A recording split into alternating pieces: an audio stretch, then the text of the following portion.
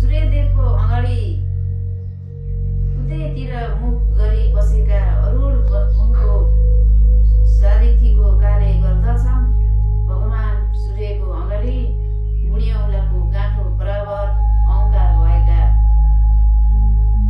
बालख्यार 60,000 ऋषि सविस्त्र सनको निमित्त नियुक्त छन्।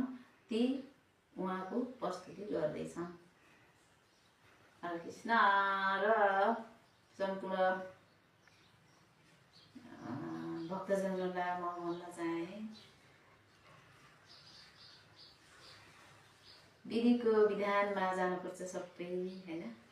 भागवतम पढ्दै हुनुहुन्छ, पुराण लाउँदै हुनुहुन्छ, विधिको विधानमा जानुपर्छ। सबैको विधि विधान भएन भने यो हामीले महापुराण पढ्छौँ। महापुराण पढ्दा महापुराणमा मैले यो कतै पनि म लेखेको देख्दैन। अलि अलग व्याख्या गरेर पढिराख्नु भएको छ। अलग व्याख्या यो महापुराण भनेको मुस्लिमहरूले पनि पढिराख्नु भएको छ, किनकि 150 भाषामा छ। यो महापुराण 150 भाषामा छ। सम्पूर्णले पढिराख्नु भएको छ, त्यही भाषा अनुसार पढ्नु भएको छ। तर अलिकति फरक ढङ्गले नपढिदिनुहोस्, अपराध लाग्छ। अपराध लागे कति जाने? अपराधलाई कति वर्ष? 4,32,000 वर्ष नर्क पातालमा जानुपर्छ। यो भागवत महापुराणलाई अलग ढङ्गले फरक ढङ्गले व्याख्या लायो भने भनेर लेखिएको छ।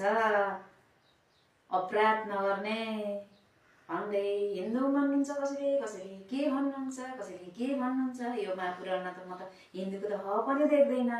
उल्टा अर्थ किन लाउनुहुन्छ?